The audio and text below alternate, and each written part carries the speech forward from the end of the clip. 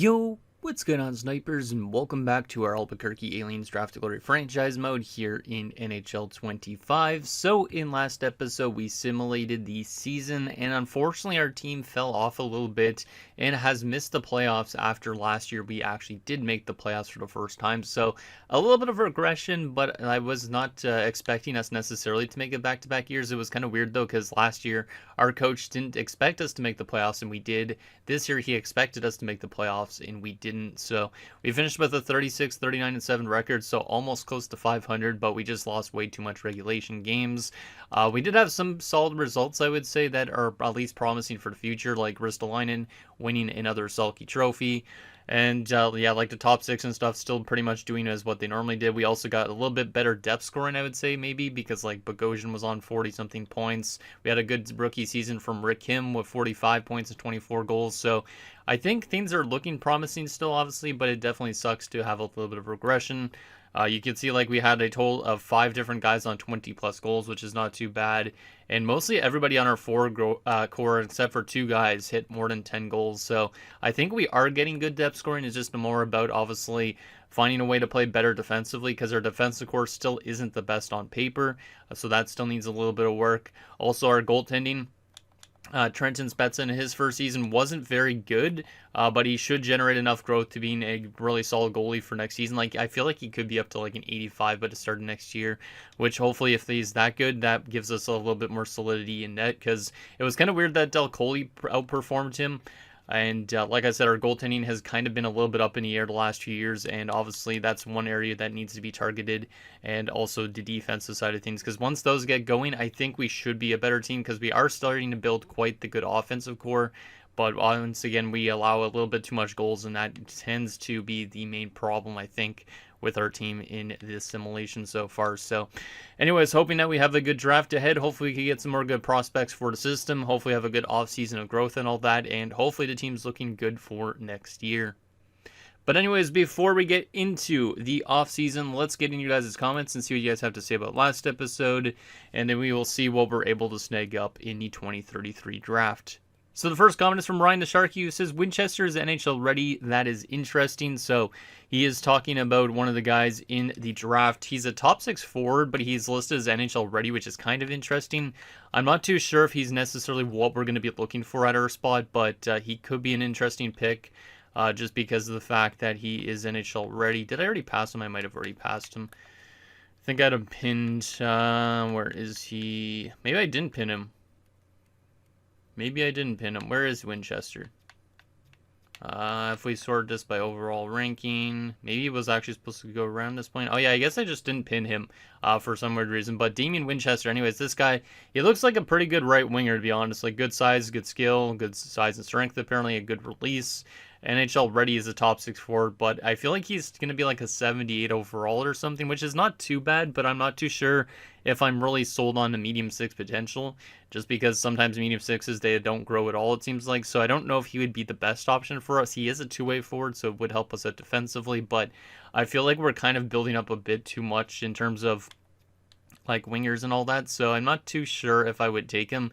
He could be an interesting pick, so I will pin him in case, but we might look into somebody else instead with our first pick. But he could be a good first rounder for sure, just based on the fact that he's going to be a very high overall out of the gate, and he could also play in the AHL too if we really wanted. Next comments from Nick Bucker, Barons OC, who says, back to reality. And yeah, kind of, but I mean, our team, I wasn't expecting us to make the playoffs last year, and they did. This year, I was expecting us to make the playoffs because I thought our offensive core would have carried us a bit, but it doesn't seem like that was the case. So I think once we have a more well-rounded approach with our team, like gets better defensively as well, goaltending-wise, like I was mentioning earlier, I think that will definitely help us get into a playoff spot, and hopefully a higher up playoff spot, obviously, so that way we actually can maybe make a good run. But I think we're obviously still a few years away before we're actually going to become a cup contender. The next comment is from Michael Dost, who says, I pegged you near 37-38 wins due to 72 defender in the lineup and a weak goaltender. So he was actually predicting right around the amount of wins that we had, and it was mainly because of the fact that we had Tulipov on defense, which I guess like kind of makes sense because Tulipov was only basically he was a little bit of an upgrade from Trevelyan, and but now it seems like Tulipov is an actual legit defenseman, which is kind of nice. He's jumped up to a 78 after 1 year in the NHL. He also has medium elite potential now over low elite potential, so at least that should make our defensive core stronger that we actually have a guy that's listed as a top 6 defenseman rather than like an AHL top 2 or whatever the heck he was at that point in time. So our defensive core should be a bit stronger going into next season. It's still a little bit weak maybe with like Bates and Whitfield, but I definitely think it's still at least on the right trajectory. We also do have some prospects that could make it soon too, like Lee and all that. So at least that's looking nice, but obviously the defensive core still needs a lot more depth to it than guys like Tuzolino, Bell, and Norena. And the last and final comment is from Sanataku, who says, I had you pinned for 39 to 40 wins, so the regression was a bit worse than expected. Your defense and special teams need help in a big way. Perhaps more sweeping changes coaching changes at the NHL and AHL levels are in order. Del Monte may be consistent, but 45 to 50 points is not near as enough. It's good for a top 6 forward. Might be time to think about demoting him or Staubitz, while Montoya looks like a solid two-way right-handed defenseman, 17 years old. Maybe it's better to look at Malak first and Mahalik second, since they're guaranteed elite players. Definitely take the medium elite goalie in the 3rd round if available. So he's saying that we might have to think about demoting guys like Del Monte and Staubitz in the lineup. And that's true because they haven't necessarily been as good as anticipated. And also, we do have guys in the lineup that are generating enough growth. Like Rick Kim, honestly, could be our first-line right winger next season, next to Ristolainen. Because, as you can see right now, Doig is technically let's see, is he a second liner? He is actually a second liner, okay. Doig could play technically on the left wing, which is very nice. Del Monte could get demoted to a 3rd-line role because he hasn't been super good offensively. Maybe we put him on like a 3rd line in a power play type of situation, but he could end up getting demoted in the lineup. And then obviously like Staubitz, like I was mentioning, hasn't been as good. He is listed as a first liner, which is a bit weird that he's listed as a first liner as an 87. He has been consistent, I would say, but obviously having somebody like Rick Kim at the first line right wing spot might not be too bad because you look at his attributes, he should be one of these guys that develop a lot of growth and become a very solid offensive player. Like 45 points in his rookie season is pretty damn good, I would say. And if you put him next to somebody like Ristolainen, I think he could definitely do even a lot better than that. So like him, Kolarz, and Ristolainen would be, I think, a good combination. You have a good passer like Kolarz to set up Kim, who's more of a shoot first guy. So we might look into some adjustments with the forward group next season. And he was also mentioning about the coaches and stuff like that in terms of changing some of our coaches. We definitely could look at some new coaches again in this episode because our current coaches, I'd say, are pretty good, but the only thing is that it seems like our special teams never seem to assimilate super well. So maybe I decide to demote Wharton to an assistant coach and try one of the associates and assistants as a head coach instead and see if that helps out the chemistry on the power play and that helps our power play assimilate better because I think our coaches are fine, but they just need to be maybe set up in a better spot. So maybe Wharton just doesn't become the head coach. Maybe he becomes an assistant instead. So I'll definitely look into reorganizing that and seeing if it helps our chemistry on our special teams because I don't think hiring a new coach is necessary. I just think about reorganizing our coaches would make a lot more sense. So he was also mentioning about some players in the draft class. If we go to, it was Mahalik and Mellock. So those are late 1st round picks, I believe, that were lowly potential, guaranteed almost. Did I have them pinned? Well, first he mentioned Montoya, about Montoya looking interesting, but yeah, Montoya, he's probably going to be like a pretty high overall for a top 4, but I don't think he's going to be the most insane player. It doesn't look like he has the best attributes on paper. So that's why he was saying maybe leaning towards taking Mahalik or Malak with our first pick. I think if we are going to take one, it would be Malak, obviously, 1st round because he's projected as a 1st round talent. And in Merrick Mahalik, we could take in the 2nd round. So that way we get 2 more elite prospects in, and then we could also take, obviously, Corso late in the draft, and then there's also that elite goaltender he was mentioning in Harikalo. That would be nice for 3rd round selections. So I think we might honestly draft based on those potential players rather than taking like a top 6 forward like Winchester that was mentioned earlier or that top 4 defenseman on Montoya. I think it just makes more sense for us to get like low leads over top 6 forwards or top 4 defenders. So we're probably going to lean towards doing that a little bit just so that way we have a lot more potential in our system rather than guys that might not reach it. So Anyways, those were the comments we got in last episode. Let's get into the draft and waste no more time because we do have a lot of stuff to do this off season. And I also technically have to feed my cats in 24 minutes, but I'm probably going to have to feed them a little bit late just because I want to get this video recorded just because I got floor hockey later tonight as I'm recording this. So anyways, we aren't drafting until 10th overall, I said, right? Yeah, 10th overall. So I guess we'll take a look at the top 5 of this year's draft and see who goes where. So Seattle at number 1 is going to take Nishushkin, who is the 82 overall left wing playmaker. Does also have Big Tipper, which is kind of interesting. So this guy's going to be a good net front presence player, also a good setup player. Has decent face-off stats. I don't know why still wingers generate good face-off ratings when they don't have center as a secondary position. Like, I feel like technically this guy should always have center as a secondary position if his face-offs are 79, but for some reason the game just never gives them secondary positions of center, even when they have a good face-off attribute. So that's something I feel like the game needs maybe it's a little bit of fixing on, but oh well. Anyways, he goes to Seattle. Nashville at 2 takes Boudreau, who's a 79 overall power forward. Louis Boudreau. He has all alone. He plays left wing and right wing, so that's a nice little pick for them. He also technically could be a center based on his face-off rating, but I feel like a lot of the generated players are always getting high face-off ratings if they're early in the draft, just so that way they have a higher overall.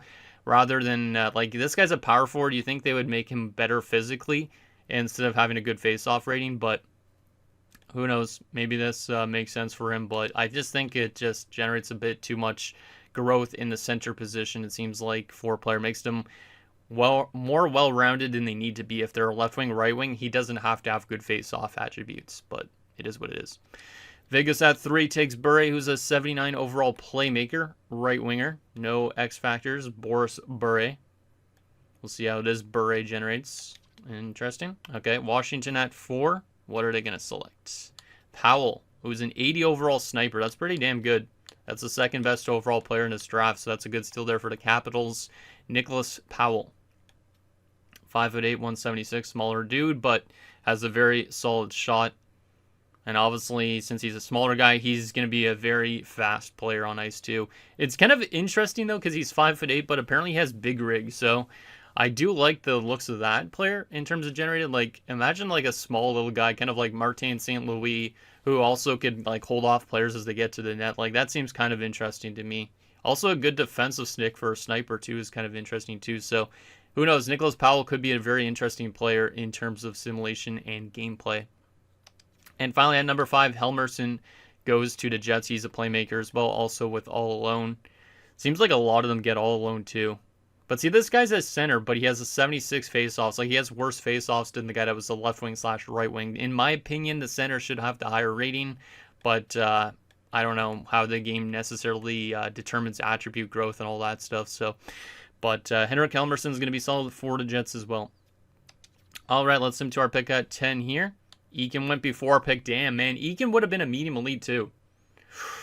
That's interesting. Well, we know our player is going to be probably a low elite, one of those low elite guys, but Eakin would have been nice if we knew he was a medium elite. He also has 5 X factors already too as a two-way forward. So Leonardo Eakin, fantastic steal for the Islanders. Puck on a string, unstoppable force, spinorama, magnetic, and big tipper. Wow.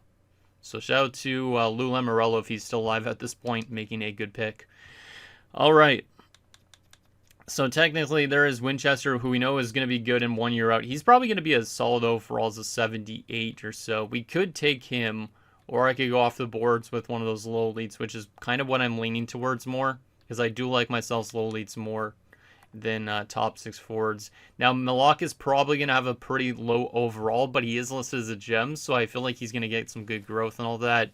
I think I'm going to go completely off the board and take him, even though he's not supposed to go to early second round. I think I'll take him here, and then we'll take that other low lead that I was looking at in the defenseman with our other pick in Mahalik.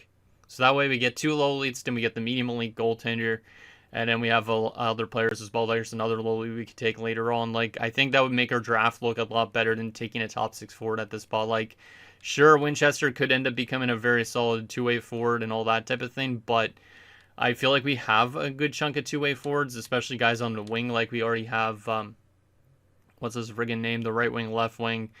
But yeah, I think I'm going to lean towards the low late here just because I want more low leads in the roster because I feel like those guys grow a lot better than top 6 forwards do. So we're going to go off the board and select with the 10th overall selection, Philippe Meloche from the QMJHL Acadie Bathurst Titan. Let's see how good he is. 64. See, that's like a pretty good overall, I would say. And I would prefer to select something like that over a 78 to overall top 6, in my opinion. We'll see if that ends up being the right call, but definitely a solid player. He can't play in the AHL yet. He probably won't play in the NHL yet either. We'll leave him unsigned for at least a year or two. But hopefully he's one of those low leads that grow really well. Like, his shooting's pretty balanced, 77s across the board. No real weakness, I would say, in a sense. His physical play and defense is pretty low rated right now, but all around, like, he doesn't have, like, a very, very bad attribute other than his strength, I guess, and fighting skill, but I don't mind that. Shot blocking is not that great either, so definitely a more offensive player, but I do like that as our selection.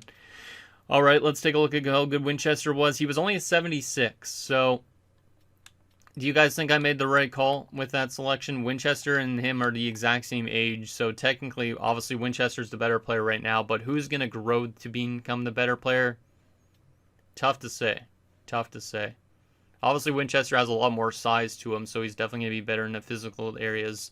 But Malak might be a better skilled player for our team in the top 6 eventually. So, yeah, I don't mind that selection. Even though Winchester would have been nice to probably throw into our AHL roster next season or into our bottom 6. He would have been a good replacement for Malkin at some point, but I think I would prefer that low elite, to be honest. And we're not trying to get guys that, like, don't cap out in certain overall. Like, if this guy only grows to an 82 and this guy grows to an 85, I would definitely prefer that. So, that's how good Winchester is. Let's take a look at some more players in this first round. Bergevin's the top 6. Is there any crazy steals here that we missed out on? There's Montoya, who we are looking at maybe. 65 top 4, not bad. What else we got here? Any crazy steals in the first round that I'd be like, damn, man, I wish I grabbed that? Erzberg's a top 6. Looks like a pretty solid draft class in terms of depth compared to the one I had in my Islanders series recently, so I don't mind that. Chisov top 4. Oh, there's a lowly left-wing playmaker in Kincaid. So that could have been a nice addition as well. Left-wing, right-wing, Doug Kincaid. All right. So he goes to the Blues. Any other steals? There's a medium 9 going. Medium 6. Okay, maybe now the draft class is dropping off a little bit here late in the first round. Yeah, now it's dropping off a bit. Some solid overalls at least, though. But no potentials with some of those guys. Alright, let's simulate to our next pick at 43 now and see if we can grab that defenseman, which I think we should be able to. Brashear, pretty solid pick for the Islanders early into the second round. 75 overall top 4. Damn, that's a really good pickup for Tampa. Good starting overall. And Jeffrey Delarovere. Okay. Some top 9s and top 6s. Okay. Well, our next selection, we already know who it's going to be. It's not going to be Alexandrov, even though he could be a low lead as well. Like, I feel like he could be, for sure. But I'm going to go with the defenseman because I know we do need defensive help. So we are going to go a little bit more off the board again and go with Marek Mahalik, considering we know for a fact he's a low lead. He's a two-way defenseman as well. And he's a right D that also shoots left, so it gives us a little bit more flexibility on the back end. And hopefully we'll solidify our defensive core. Like, this guy could probably replace somebody on that top 6 pairing down the road. So, Marek Mahalik, let's see how good of a low lead you are. Hopefully he's like a 63 or something like that. Oh, man, I was just a guess of a number because my favorite number is 63. And Marek Mahalik is a 63 overall low lead. That's actually kind of hilarious. So this is what Marek Mahalik's looking like. Pretty solid. More on the defensive side of things than offensive, but has good shot power. So it looks like he might be able to pick up some goals and assists from the blue line. But that's 2 solid selections, I would say. Like, I would prefer those players over the top 6 forwards, in my opinion. So I like that a lot. Hopefully now we could get that medium elite goaltender, because that would be like some icing on the cake. Because so far, I think we've had some pretty good picks with our selections here. And obviously, if we have a good draft this year, that could help us a lot in the future in terms of when we start to lose players on the roster. All right, is that goalie still available? He probably should be, right?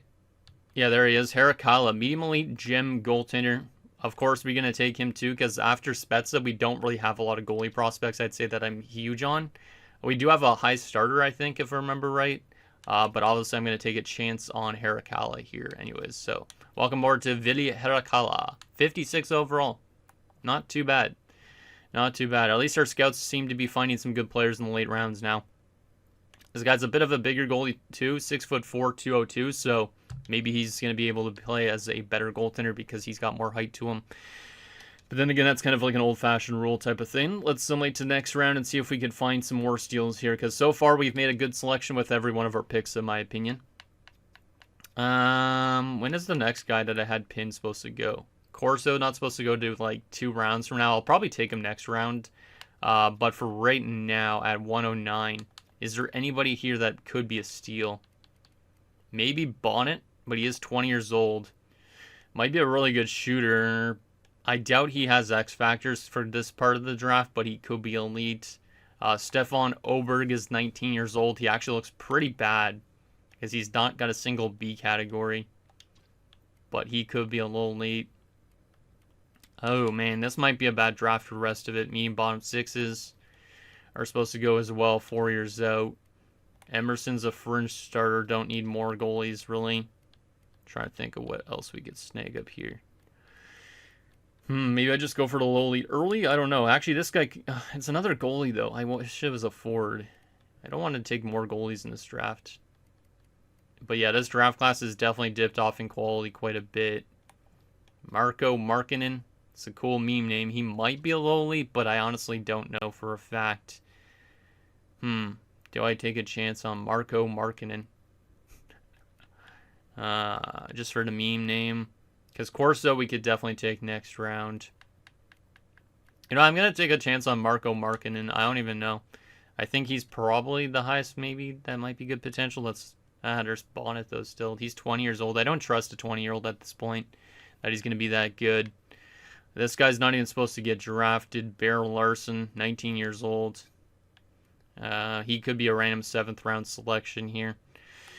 Oberg, I don't know if he's a lowly, that's okay, but he's 19 already, so he's going to be more of a project. There's also Stuart Bishop, who could be a lowly. You know what? Let's take a chance on a guy like Stuart Bishop. Actually, he's 20 years old. I don't want a 20-year-old. I'm not taking an overager at this stage. I feel like it's a bit of a risk. I might already take Corso, but there is also a 3-bar low elite, potentially an Ian Persinger we could take a chance on. Marko Markkinen as well. Let's take a chance on Marko Markkinen just because of the memes. And he's an 18-year-old defenseman. So is Marko Markkinen elite as well? No. Damn, that sucks. Well, we couldn't hit with every single one of our selections this year, but at least we're going to get that nice low elite next round. So that kind of sucks, but it is what it is. All right, so let's go to pinned and take Martin Corso with the selection. I think this is going to be a nice little selection. Center playmaker, 5 years out, so he is a bit of a lower overall rated guy, like probably 48 to 55, something like that, but gives us more depth for the future in our center core. So Martin Corso, welcome aboard. 53, exactly kind of where I was expecting him to be. So that's a pretty solid selection. We could have probably taken him next round, but might as well take him early. He wears the number 69, so this guy might be the biggest meme player on the team. Who knows? So far, we have 3 low elites, a medium elite, and a low 7th D. So far, I think we've hit on every pick except for that low 7th D, of course. Can we hit in our last 2 selections? Probably not, but we got to take a chance. We got to take a chance. Do I take the guy that could be elite that's 20 years old? I know he's 20 years old, but what else am I going to select around this spot? There is Persinger. I guess I could go for Persinger. Consider he's 3-bar low elite. You know what? Let's go for Ian here. Welcome aboard to Ian, low 6. If that was a low elite, that would be nice, but he's a grinder, low 6. I don't know if he'll develop, but at least he has better potential than a low 7th D, basically. And our last selection of this draft, which has been a pretty good draft, I'd say, for us for the most part. Let's see if we can find any other steals here. Is there anybody else that could be elite? There's that Bear Larson guy, but he's 19 already. Trying to look at attributes and see if there's anybody that looks really good. Hugo Parise could be interesting, but I honestly don't think he's an elite player, or he's probably just a low 6. Yeah, I'm not really seeing any crazy good players in the rest of this draft class, so I doubt we're going to make a good pick regardless. Let's just go for the overager and Bear Larson, considering he's 2-bar medium elite. Or I could go for Rupert, who's 2-bar low elite. He's not supposed to go down way later, though. Let's go for Bear Larson. Sure, Bear Larson, welcome aboard. Medium bottom 6, I'd say we made good selections with 4 of our 7 picks. Obviously, the later rounds wasn't going to be easy, but I think we still got some good selections in there. Obviously, that will help us out a lot in terms of the future. So we got Melock and Mahalik, or Melik and, or yeah, it's Melosh, I think it's pronounced more. I know I've heard people say Melock though too, so I don't know. But let's say Melosh anyways. So Melosh and Mahalik, good low elite players. We got Harakala, the medium elite goalie. That's a good pick. Markkanen's not a good pick. Corso is going to be a solid pick. Persinger could be with the low 6 potential, but not too sure. And then Larson is not very good. So in general, I'd say that was probably one of our better draft classes, just in terms of some potential players. But that is that. Now we have to advance to the re-sign stage. And I don't remember if we have any big contracts to give out, but did you guys say we needed new AHL coaches? I think you did, right? Yeah. So I'm going to let go of both those AHL coaches for now. And the NHL goalie coach I will bring back, though. So bring back the goalie coach if he wants to come back, that is. And like I said, I'll probably reorganize their head coaching spot a little bit. But I don't think I'm going to find any new head coaches and stuff in the NHL. So scouts, we got to bring back a few of them. At least it seems like they're doing a better job now that they're starting to find those late round steals. So we're starting to get some better results in terms of the scouting, which is good. Setzinger. We also have Shea Weber still. I forgot that we had Weber as a scout. Perfect. All right. Re-sign stage. Who wants money? Who wants money this year? $43 million in cap space. Probably a good idea to sign Cashman to his ELC. I don't know if he's AHL eligible. He might be. But he's a 70 overall at 20. He's going to get his ELC already, I think. Looks like based on the fact that it says Burnaby that he's AHL eligible, so that's good. Well, right on Malak and Mahalik, or Melosh and Mahalik. I don't know why I keep on saying Malak. Mahalik, it sounds like a tongue twister. Zach Hurd. I don't think I give Zach Hurd his contract yet. He is AHL eligible. I need your guys' feedback on that to start the season, but the rest of these guys I think will keep unsigned, even Harakala and all that. All right. RFAs. Oh boy. I mean, most of these guys should want 2-ways for the most part. And we have our UFAs as well. So let's go to RFAs first and foremost and get all the guys that want 2-way deals back if we can.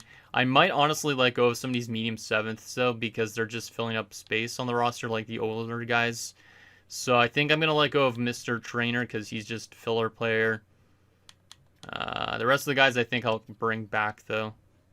But these guys should all want pretty much 2-way contracts, which is good because obviously I'm not trying to pay them a lot of money. So they'll just get contracts, including Bure. So at least our AHL team will have a lot of guys back again for another year. Tulipov even wants 2-way, which is nice considering he's a good face-off man if we want to bring him ever back up to the NHL again. Ahinen, Zetterberg. Zetterberg's actually getting close to the NHL, which is kind of nice. Has a low top 9. And the rest of these guys are NHL players, so do they want all 1-way deals? Yeah, Whitfield wants a 1-way deal. Oof, 1.2. It's not too expensive for a 76. Camilleri actually wants a 2-way, so he'll get that. Bates, do you want a 1-way or 2-way? He wants a 2-year 1-way deal. These are the 2 guys that would probably get winged out soon. Stefan Steen probably doesn't want too much. We'll give him the $2 million. That's an easy deal for me if he wants to accept that. Esteban Doig, what is he looking for? Only a 1-year deal. That's good for me too, because I don't feel like I want to solidify his contract too much, like long term. Like I don't feel like he's worth an 8-year deal yet. Only $4 million as well.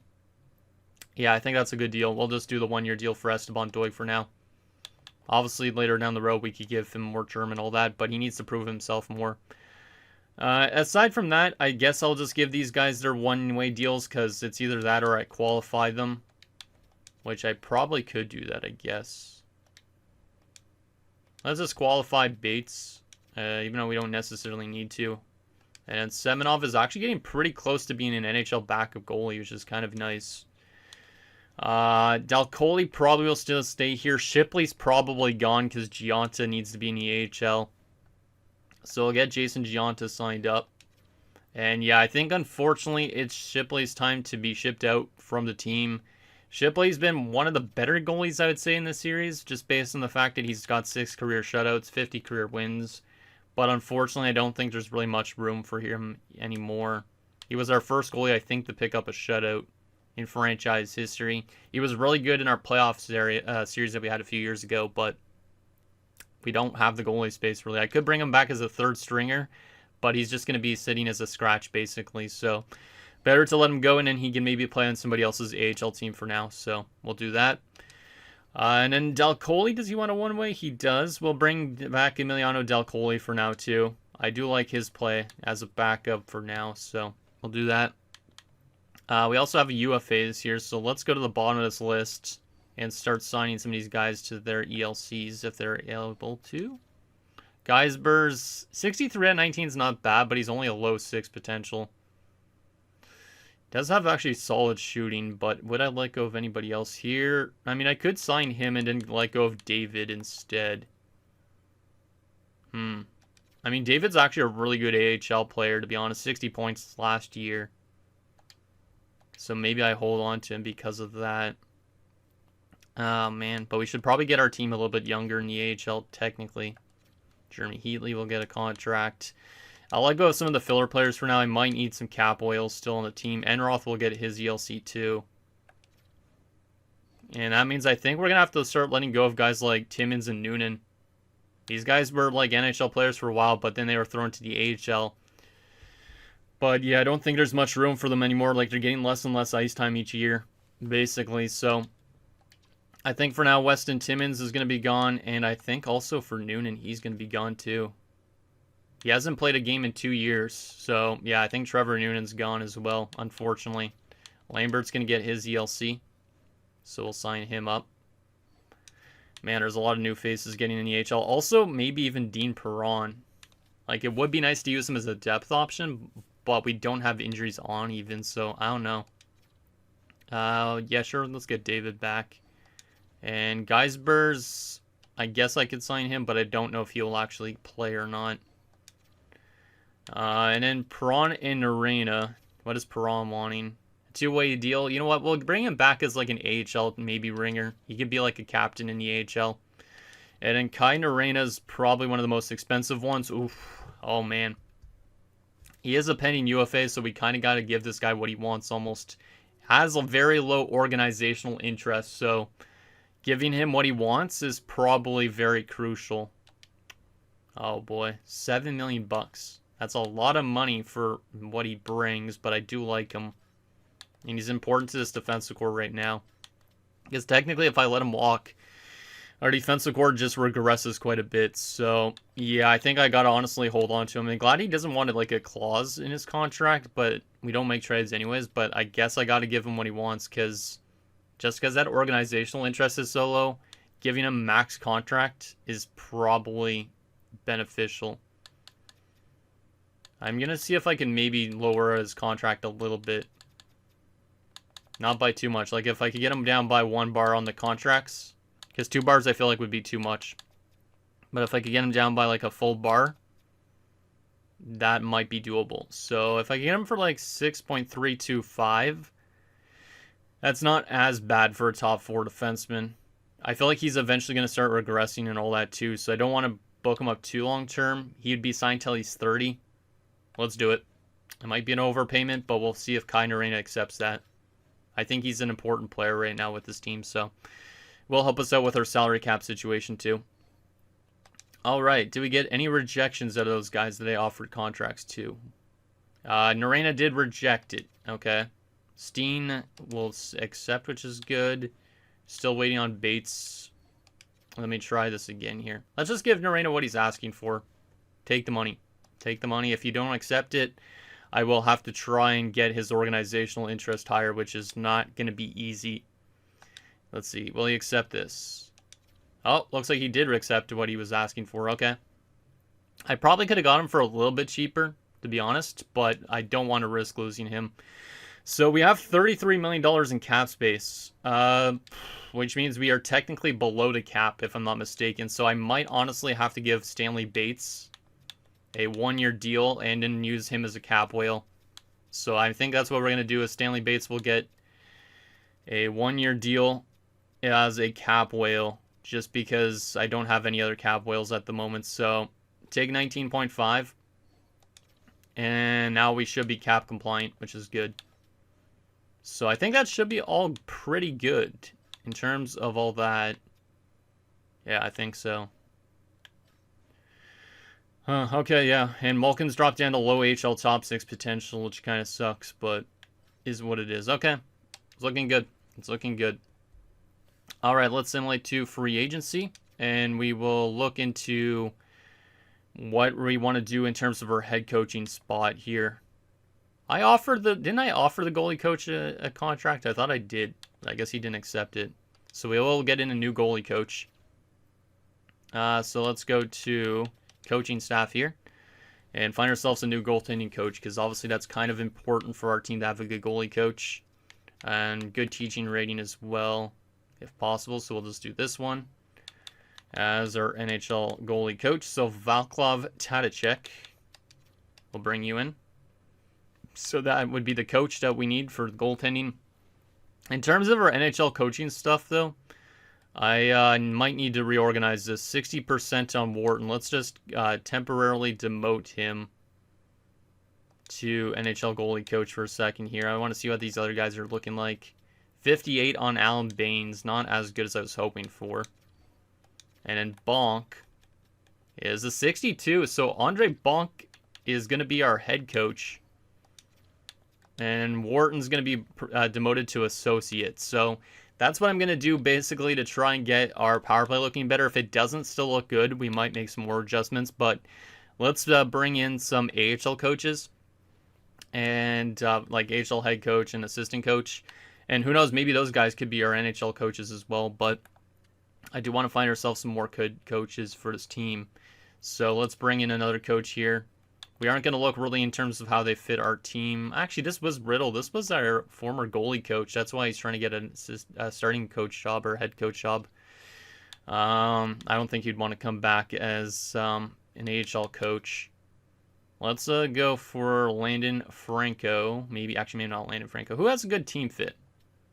Riddle, who was with us, has 56. Anybody better than that? 58 in Bacchus. Sure. We'll bring you in as our AHL associate, and we also need an AHL assistant. This guy actually wants... there's a lot of teams interested in this guy, so he might not even want to come to our team. Is there anybody else that has good fit? Demetrius Like? Sure. We'll bring you in. And we'll go assistant. And then we could still reorganize our coaches because we're not going to bring in an AHL goalie coach yet. So we'll see if those guys accept, and that will give us a chance to reorganize our coaching staff for next season. So that's all good and ready to go. Final things I got to do before we get to do the regular season stuff is technically I need to do the off-season focuses. The stuff I don't know if I really want to take a look at and doing this off-season. Because technically it's after 2 o'clock now that I'm recording this, and I technically should be feeding my cats. Maybe I'll do only a few people. I am going to put this in the video regardless, but I was going to cut this out, but I might as well just do a few players that are important, that are still young, to work on their skills. So let's just try and get Rick Kim to start shooting the puck more. Yeah, I think I might honestly not do a lot of off-season stuff right now with this, at least in this episode. I might do more next off-season again, but it's kind of tedious after a while. And a lot of these guys are probably past their prime or just getting into their prime, so I don't know if they really need much more. Maybe do somebody like Spezza would be important, considering he's a young goaltender. Like, I don't feel like... I do like this edition a lot, but I just feel like it adds a lot more time to me recording, and I have to get this episode out relatively soon, or uploaded relatively soon. Just don't want to be in much of a scramble for the rest of the day. Oh yeah, I forgot about Dag being in our lineup potentially next season. That's going to be exciting still. So we'll definitely give him some related stuff to his physical play, since he's a grinder. Do you know who you're talking to? Yeah, I know that you're a grinder, but still, I want you to become as strong as possible, man. I want you to throw a lot of hits on that bottom six. Is there anything else I want to do in terms of players? Maybe get Peterson better on face-offs. Like, technically, it does make sense that I go through every single player, but I just don't want to do... I don't think I really want to do every single player right now in the offseason, so I'm not going to do that. Could come back to bite us in the ass, but I'd prefer just to get to this season and seeing what our lineup looks like and all that. Is there anybody important in the AHL to take note of? There probably is, but I feel like some of them might get good enough growth anyways. So, yeah, I'm going to leave the rest of that, honestly. You guys might get mad at me for doing that. I honestly don't have the time to really care about that right now, but obviously, I think I said next offseason, I'll probably actually do it. It's just right now, I don't feel like I have the time to do it, so... That's all good to go. Let's simulate to next season and see if these coaches accept. Is our goalie coach in Tadachek? Welcome aboard. Bacchus does not want to come in as an AHL associate, so we got to go back to that.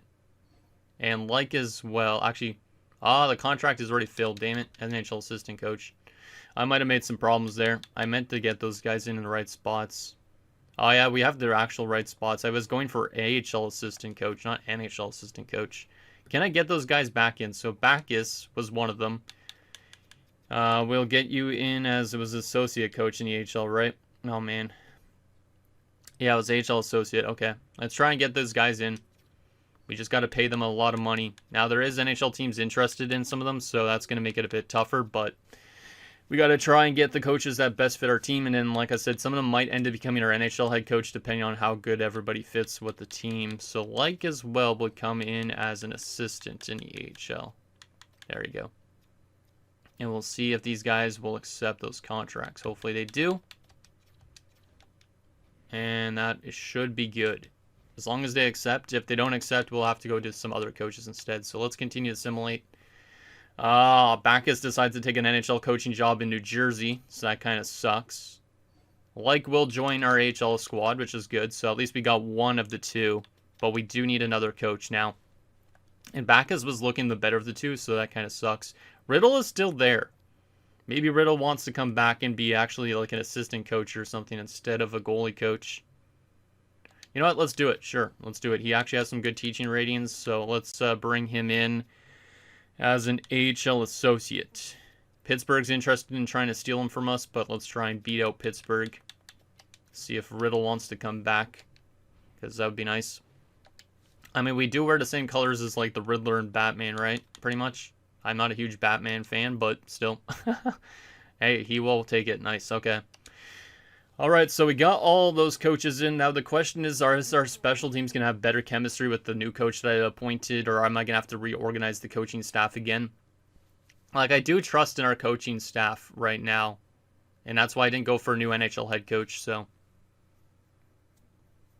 I just think, obviously, reworking it a bit, getting one with better chemistry on the power play would probably help. All right, so edit lines time. What do we got? What do we got? Let's go to roster moves here. And let's see who needs to be sent down, who needs to be called up. So Spezza and Del Coli in the NHL. Semenov is ready to be a backup in the NHL. Okay, so that's going to leave a question to you guys then, I guess. Would you want Semenov as our backup this season in the NHL? He obviously has better potential than Del Coli. Del Coli was fantastic last year. So do we let Semenov play one more year in the AHL before coming up? Because he could be the backup to Spezza. But like I said, Del Coli was really good last season with a .914 save percentage. So maybe we just hold on to him for one more year. But yeah, there is a chance Del Coli is going to be leaving relatively soon, I guess, because of that. So need your opinions on that. Obviously in the AHL, they also do have Gionta and Ollie at the moment. So we got to make some adjustments with that. Defensively, Whitfield and Bates are both a 76. Lee's not ready yet as a 74. Yeah, there's not really anybody that's ready in the defensive core in the AHL. Kind of a lot of defenders in the minors, so we could always call one up and just throw them into the depth pool, basically, but We have 2 right-handers, 4 left-handers. So technically, if we want another right-hander, there'd be David, there'd be Gardner, but they're both offensive defensemen. So we honestly might just have to run with something like that. From a right-wing perspective, Staubitz, Doig, Malkin, and Perron. Actually, I think we are going to have players scratch. Zetterberg technically could be the better option, but last year Perron was sent down, so I am going to send him down again. Or I could send down Malkin because he's more of an offensive player, but I do like Malkin a lot. But there is a chance some of these guys are actually going to be scratched, which means I'm going to have to send him to the AHL. Camilleri might have lost his roster spot to Doig. Or not to Doig, to Dag, my bad. But I could play him instead of Malkin. So I might ask Camilleri if he wants to play on the right wing side of things as well. Technically, we could put Capaduca as like a bottom 6 right winger, but it would be nice if Camilleri could also play on the right wing. Yeah, I don't know who's scratched at the moment. I feel like it's probably Camilleri, but it could be Malkin. If it's Malkin that's scratched, I will ask Camilleri about playing right wing, I think. Yeah, because obviously none of these guys need to be scratched. So let's go to this for a second here. And who is scratched on the team if I go best lines? It's not Malkin. Okay, it's Camilleri. I probably prefer Camilleri to be in this spot over Malkin now. I do like Malkin, but he's not really panning out anymore. So if I ask Camilleri about playing right wing, I wonder if he'll accept that. Aside from that, we do need to make some other forward adjustments here. So I kind of want Kim. Kim is actually a better fit on that top line than Staubitz is technically. So Staubitz, Bogosian, Del Monte. I could get Doig up into the top 6 over Del Monte because he hasn't been great. That makes the chemistry a little bit worse, though. Maybe I keep it with that. Trying to think of what the best case scenario for our team is. Peterson on the 4th line. He's listed as a 3rd line checking forward. Damn, man. We're actually getting to a point where we have a lot of guys that need ice time, basically. It's a big internal competition. Ooh, damn. The chemistry on the defense is pretty bad right now. But if I adjust this... This should get rid of the... Right, yep, nice, okay. Tulipov, Narena, Bates, okay. I don't like it, it's only 0s again on the defense. It should be better than that. But this is with a different coach, too. The special teams, though, +2, -1. Still not great chemistry on the special teams, even with this coach. The penalty kill looks fine, though. But the power play doesn't. We're going to look at the other coaches and see if anybody has a better team fit with our coach. But let's first and foremost see if Camilleri is willing to play on the right side as well. Because that's one thing I need to do in this episode. See if he's willing to test it out at least. Because if he can play both left wing and right wing, that would be helpful for our team in terms of his placement, at least for now. But eventually he might get replaced too anyways. So season goal on ice play. Let's see. Position. Can you add right wing? Let's see. Risky. It's a bit of a risk, but it's going to be tough for our team probably to get him to actually play right wing, but we'll see if he actually is okay with it. Players with a lower speed rating will be harder to convince. Interesting. We'll try and see if he'll play right wing as well. And he'll actually take it. Okay, I could do that. Give me some time to adjust. So that was a very tough one. But he is going to try and learn how to play right wing, which is nice because that gives us a bit more flexibility in a stronger 4th line than it would be with Malkin in the lineup. I like that. Nice. All right, so now what I wanted to do, though, is I wanted to go to our coaching staff here and see who has the best fit for our roster now that we're actually at the start of the season. So Bonk, 62% still. All right. What if I demote him? What about Wharton, our old head coach? How is he looking? 60%. Not better. Baines. What about you? 60%. So all those guys are pretty similar. Our goalie coach, I'm not going to do him. What about our AHL head coach in Henderson? He's a 50% in the AHL. What about the NHL? 56. Not much better. Not much better. Riddle, who was our goalie coach last year, is he good enough to be our head coach? No, 58%, unfortunately. Like who was hired for our AHL team, is he good enough to be our NHL head coach? 60% as well. He's not bad, but he's not important. And then Bonk, who's the goalie coach right now, is actually the guy that was currently the head coach. So technically, Bonk does have the best chemistry. Is there any better coaches out there right now? Because maybe I'll make a coaching change still for the start of the season. Is there anybody better than a 62? 64 with Paul Konowalchuk. How does he work with the team, pretty much? Okay, looks pretty decent. He's not a good fit with Whitfield, but he's probably a replacement guy. Huh. Anybody else better than 64? Not really. So, if we do want to still upgrade our head coaching spot, do you guys want me to hire Paul Konowalchuk as the next head coach? And then we could demote one of the other coaches that's a 60% down to the AHL. And then we'd probably actually have to fire a coach if we do hire him. But his power play is apparently an A+. You guys can't even see that because it's underneath my head. His power play is an A+. Penalty kills a B. Teaching's only a B-, though. Do you think he would be a better fit for this team because of the special teams? Because our current head coaches, let's take a look at their ratings here, actually. They are, C on the power play, B on the PK. That's not good. I think we actually might have to change the coach for sure based on that. Because a C ranking on the power play would definitely hurt us. I mean, we could go for the A+ coach instead in Riddle on the power play and PK and make him our head coach, even though he doesn't have as good of a team fit. Because if I move Bonk down here for a second again, make Riddle the head coach, the special teams should look hypothetically better in chemistry based on the fact that he's got a better rating, right? Let me just double check that. I know this episode's going to be a little bit long, but that's okay. But let me just take a look here. +3 on the first unit. Even 0 on the second unit. I mean, there's no minus, so that's at least better. +2. -1 on this unit. Well, we could reorganize the power play units for sure. This one has all forwards on it. So I could always just take Del Monte off and put somebody else on it. Because I could move Norena to the second unit instead. If I did that, would it help get rid of that minus, even? Not really, no. So we might still need a different coach, but it seems like this coach definitely is better in terms of the special teams. Not as much minuses. Alright. Final thing we got to do is just make sure the AHL is set up properly, so let's just make sure there's nobody important scratched.